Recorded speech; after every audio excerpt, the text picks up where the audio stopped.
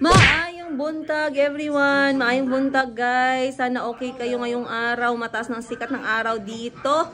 At hindi masyadong productive yung araw ko dahil ako'y nakaupo pa rin dito sa aking upuan. Hindi ako nakapag-walking. Sabi ko magsisimula na tayong mag-walking ng at least 1 oras eh. Pero anyway, ngayon kasi marami akong task on hand. Isa na dyan ay ang pag-process ng aking kasi first time ko to guys, no? Na-mention ko sa inyo, ito ang kauna-unahang pwesto na bubuksan ko. At ito ay magbebenta ng mga Thailand products. Fashion, mga accessories, mga apparel, kahit ano na galing sa Thailand. So kung nagtatanong kayo bakit sa Thailand, 10 taon po ako nakatira sa Thailand, nagtrabaho ako as guro. Kaya alam na alam ko ang kalakaran doon, ang mga quality, kung saan kukuha, maayos ng supplier and everything. Other than that, kasama ko dito yung ate ko sa at least brainstorm para paano ma-handle itong negosyo na sinimulan ko. Syempre, ang pangalan ng ating tindahan ay Mayumi! Yahoo! At ngayon, habang nag-aantay lang ako matapos yung tinatrabaho ko dito sa phone, kumakain muna ako guys. May merienda ako dito at nag-hire ako ng assistant. Itong assistant ko na to, hindi ko to papasahuran. Wala siyang sweldo. Kasi parang mas lugi ako sa kanya eh. Slugi. Mas marami siyang nakukuha sa akin eh. Ayan o. Charan! Yan ang aking assistant. Can I have please? Ning, gamay ako gamay. Where's gamay? Ara, nakara. Salamat, Ning. You say hello first, to tita. Say hello. Hello. Hello. Ayan si Ning Ning, guys. Yung binibigay niya sa akin, 20%, yung 80% nasa bunganga niya na. So, etong aking merienda, habang ako'y gumagawa sa computer. So, yung pinakauna nating step na gagawin para sa ating tindahan na to ay pumunta sa DTI website. Again, ang una natin gagawin, DTI website, papakita ko sa inyo shortly. Eto, tinuro ng mga kapatid ko sa akin ha. Baka sabihin niyo alam na alam ko. Shinare sa akin ng mga kapatid ko, tinuruan nila ako. Ngayon, sinishare ko sa inyo para kung meron kayong plano na magbukas ng konting negosyo or maliit na negosyo at gusto nyo maglagay ng sarili nyong pangalan, lahat yan, meron kayong business permit and everything. Ito yung gagawin natin from scratch, from zero. So wala akong katulong sa paggawa nito, ako lang talaga mag-isa, ina-advisean lang ako ng mga kapatid ko, kaya naku, samahan nyo ako. Ayan. So, yung mga anak ko guys, talagang mahilig sila sa prutas na mention ko na yan before. At kapag ka mga snack time sa umaga at hapon, pag nag-slice kami ng prutas at nilagay sa sahig, lalapit na yung dalawang yan. Ayan, parang magnet yan sila sa prutas. Wow. I like Tito Kikit. What else? Aunt. Like Auntie Christine. Elder sister. Younger brother. Next, younger. Very good. Grandchild. Like Calvi. Niece, no? Niece.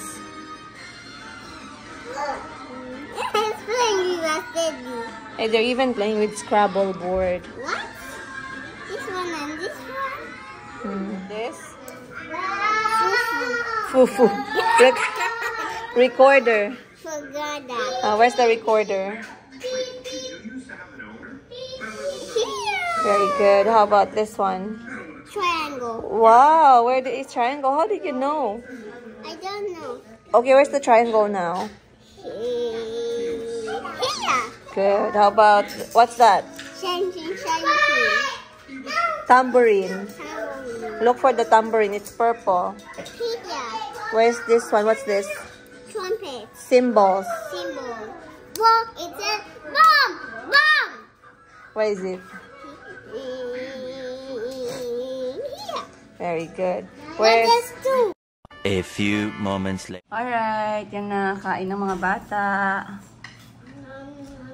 Dito muna sila sa akin guys kasi para hindi na magpunta kahit saan. Dito na lang sila sa bahay. So, si Kuya Kahil ay medyo nagkaroon ng problemang ugali. So ako hindi ko talaga ginatolerate yan, basta masamang ugali. Lalo na sa mga, hindi lang sa kapwa niya bata, kundi sa mga elder. Ayun. Kasi napagalitan siya, tapos nag-make face. Hindi pwedeng itolerate yung ganyan. Hindi ako namamalo, lalo na kay Kuya Kahil, kasi malaki na siya, binata na siya. At saka matalino naman siya, naiintindihan niya naman niya. So hindi na kailangang paluin. Pero kailangan niyang ma-realize. So, nung nakita ko yung ginawa niya, pinaakyat ko sa taas, kinausap ko, pero alam niyo yung ugali ng bata na hindi agad naiintindihan. So, lumalaban. Parang walang remorse na part ng ugali ng bata while growing up. So, it's a very normal reaction. I'm not saying na it's a problem. So, sabi ko sa kanya, kung hindi ka madala sa maayos na pag-uusap, gusto mong sigawan ka, so sabi ko, alam mo kung anong ginawa mo, alam mo kung ano yung mali. Alam mo na hindi dapat yun tanggapin. So, hindi deserve ng tao na i-treat mo ng ganyan at hindi ka din deserve. Hindi niya din deserve na i-treat siya ng ganun kung nasa kanya yun nangyari. Okay? So, disrespect is disrespect and it's something that should not be tolerated. So, nasa taas siya. Sabi ko, bumaba na kumain. Ayaw bumaba. Ibig sabihin, lumalaban. So, hayaan natin hanggang sa kumalma. Kasi, kung hindi niya pa na-realize yung mali niya, baka mamaya after 3 hours, pagutom na siya. So, okay lang ako dyan, guys. Wala ako dyan. Hindi ako natitinag sa ganyan. At least, hindi ko siya mapalo. Hindi ko siya mahawakan. Ganyan. Pagsabihan lang. Pag hindi pa ready, okay, dyan ka muna. First, say, come here. Say, thank you. Louder, thank you. Louder, louder. Thank you. For cooking. Auntie. Look at Auntie. Auntie is there. Yeah.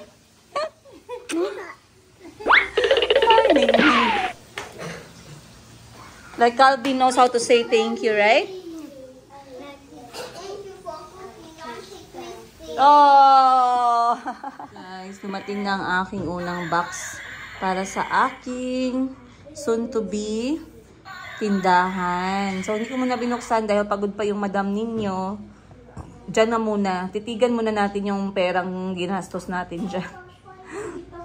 At saka, kailangan ko na mag-inventory pero like I said, pahinga muna ako konti. Alright guys, so nandito na tayo sa DTI. Bumalik na ako sa computer ko kasi hindi ko pa pala pinasimulan kanina. So sabi ng kapatid ko, yung una ko munang gagawin ay yung DTI page. So yung DTI page, para siya i-register yung mga pangalan na naisip ko para sa ating magiging tindahan. So basically, it's just a dti.gov.ph website. Sobrang interesting, no? Ngayon ko lang ito nalaman. At excited ako actually. And then dito tayo, merong trabaho, negosyo, consumer. So wala po akong alam sa kada dyan. Ang gagawin ko lang is yung para lang sa atin. Which is pupunta ako dito sa negosyo and apply for a business name. Kasi yun yung purpose bakit ako nandito sa page na to. So tingnan natin. Once again you guys, first ko po ito. Wala po akong experience nito before. Virgin na virgin po ako sa ganitong klaseng mga takbuhan sa website ng DTI. And sana ay smooth yung aking magiging experience. So, dito nakasulat, business name registration at your fingertips. Register now. So, click lang natin yan. And then, meron tayong babasahin. Babasahin ko muna to and then agree tayo. Tingnan na ako sa kanilang, yung kanilang rules and regulations. Basically, sinulat lang doon kung ano yung mga dapat at hindi dapat pagdating sa paggawa ng pangalan ng business. So, basahin lang natin yun and then mag-agree. Ang next na page ay eto na. Owner's information. So, sagutan lang tong mga tanong dito. For example, are you a stateless person? So, stateless means you are not considered a national.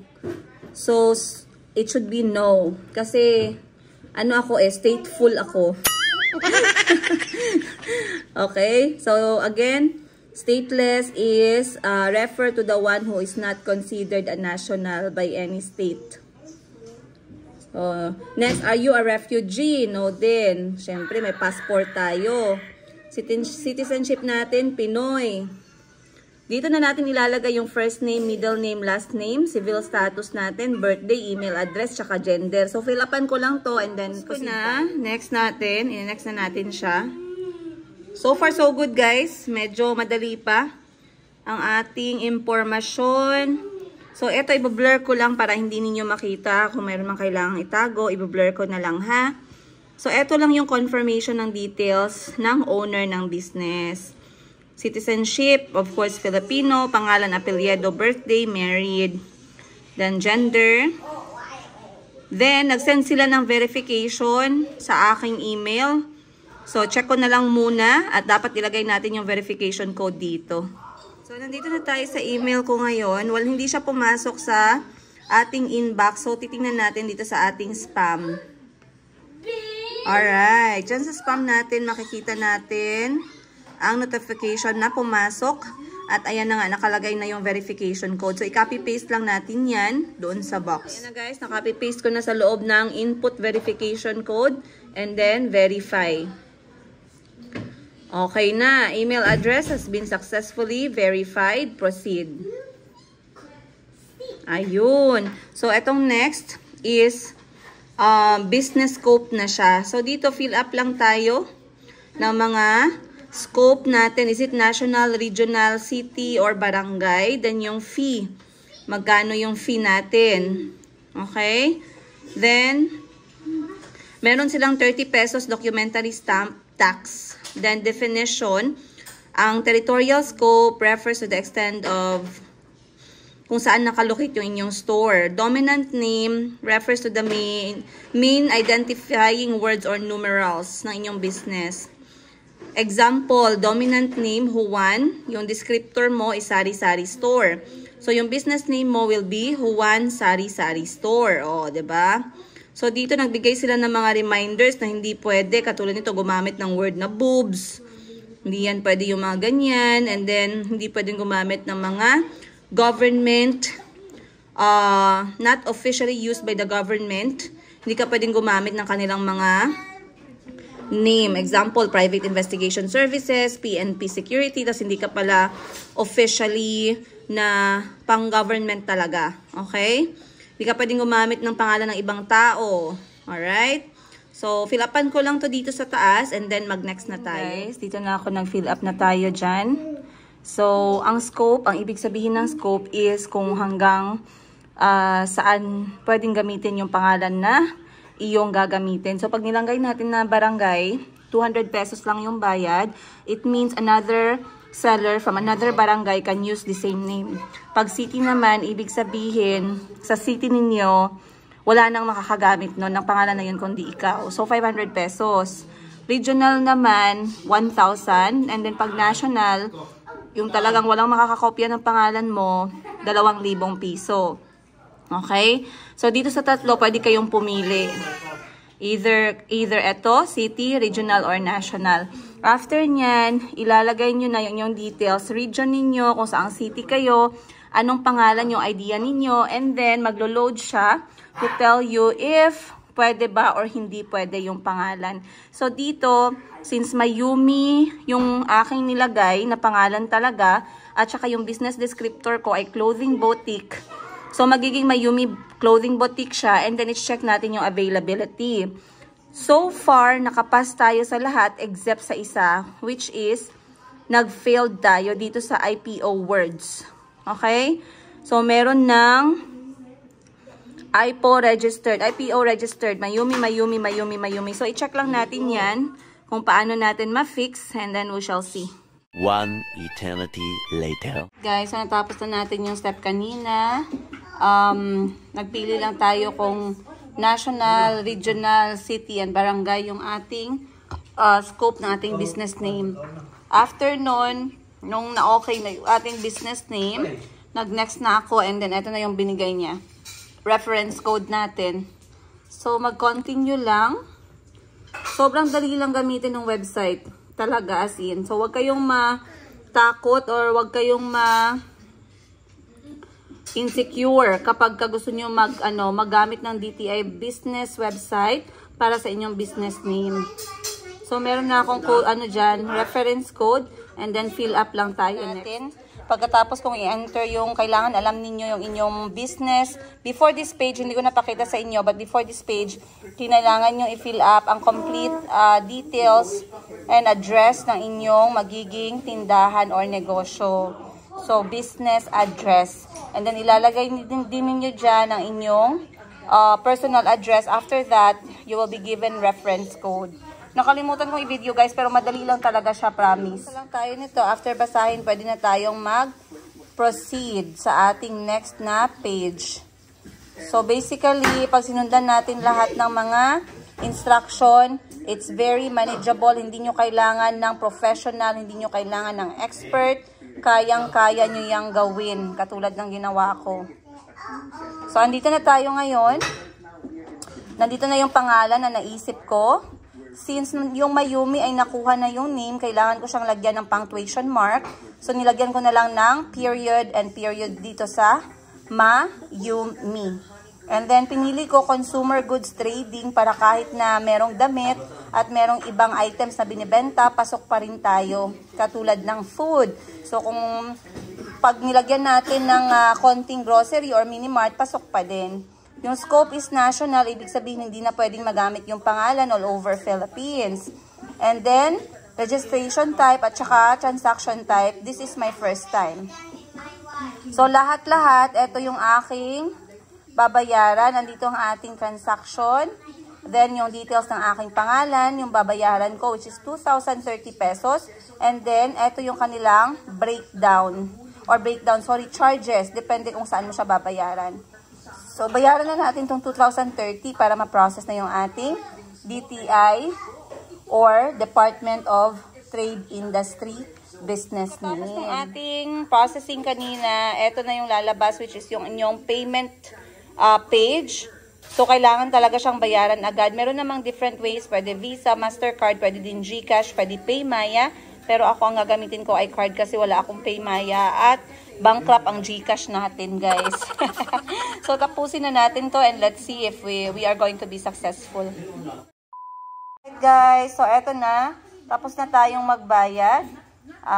Ibig sabihin yan, successful yung payment natin. So, talagang lahat siya ay gagawin ninyo sa DTI website. Okay? Wala kayong pupuntahan ng mga agent, wala kayong mga pupuntahan ng mga other payment mode. Lahat yan ay nasa loob ng website. Alright? So, tingnan natin what's next. A verification code has been sent to your email address.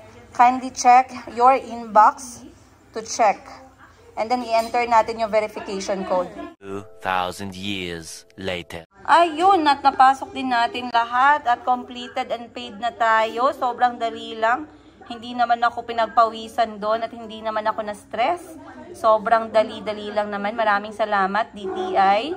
So, ngayon, ayan ang pangalan, Mayumi Consumer Goods Trading. Pero yung ipapagawa ko na logo para i-display sa tindahan ay etong Mayumi lang.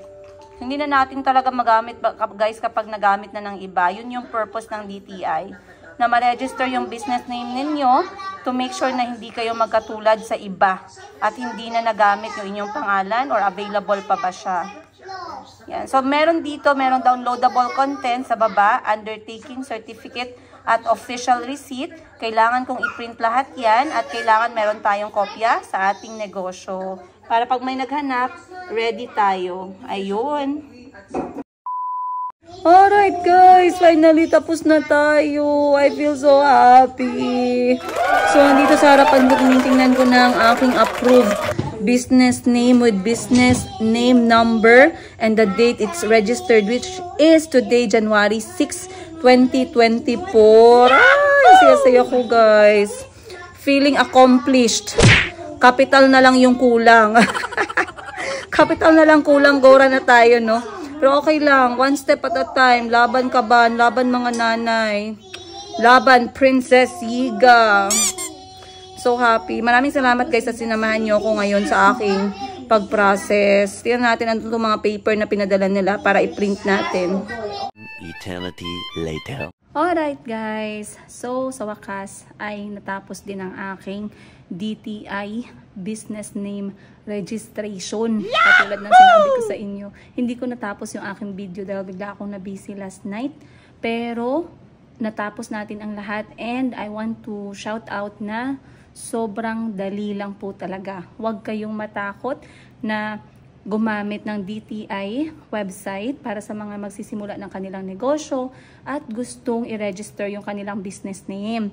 So ngayon, na-receive ko na ang tatlong pinaka-importanting papeles.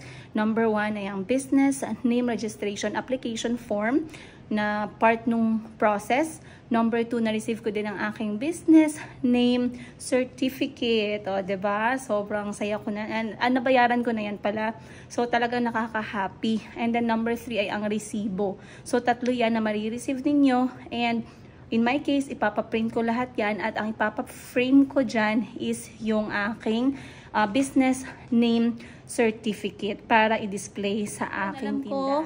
Marami sa inyo ang gusto ng summarized part. So, sasabihin ko bago ko i-end itong video, yung mga tips na kailangan nyong i-prepare bago kayo pumunta sa DTI website para hindi na kayo ma-delay or diretso-diretso yung inyong pag-apply at matapos agad ang inyong pag-register ng inyong business name. Here are the things you have to prepare and you have to note down bago kayo magsimula sa pag-process ng inyong business name registration. Una, of course, ang inyong personal information. Alam nyo na yan.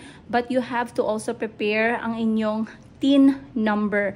Bakit tinatanong yung TIN number? Kasi kailangan yan sa inyong mga business transactions. Another ID na hinihingi nila is yung iyong PhilSys ID number. In my case, hindi ko siya nailagay, pero I believe that that is okay kasi naantay ko pa yung aking PhilSys ID talaga, though tinatanggap naman nila yung inyong e-Phil ID. Hindi ko kasi nakita on time. Kaya nga sinasabi ko sa inyo para ma-prepare ninyo. So, other than your personal information, prepare your TIN number. Kung wala pa, kailangan nyo talagang kumuha ng TIN number and also your PhilSys ID number. Alright? So, that's the first thing you have to note down. Kailangan i-note down na kompleto ay ang inyong complete business address. Saang barangay, saang city, saang region, ano ang inyong area code, and of course, kung meron kayong building name or building number, at saka yung street address ng inyong business location. Dapat kompleto po yan kasi kailangan din yan siyang mailagay sa inyong certificate. Ang ikatatlo naman is you have to prepare at least 3 different business name para meron kayong option just in case hindi available yung isa na prepare ninyo. So in my case, hindi available yung word na Mayumi without punctuation mark kasi nga common na siya at marami na yung gumamit. So I had to make my second choice which is the Mayumi with period in between the syllables. So, hindi ako nakapag-prepare noon, kaya medyo natagalan ako talaga kasi I had to ask my siblings for their advice and suggestion. Pero ngayon alam nyo na, at least i-prepare nyo na. So, at least 3 business name.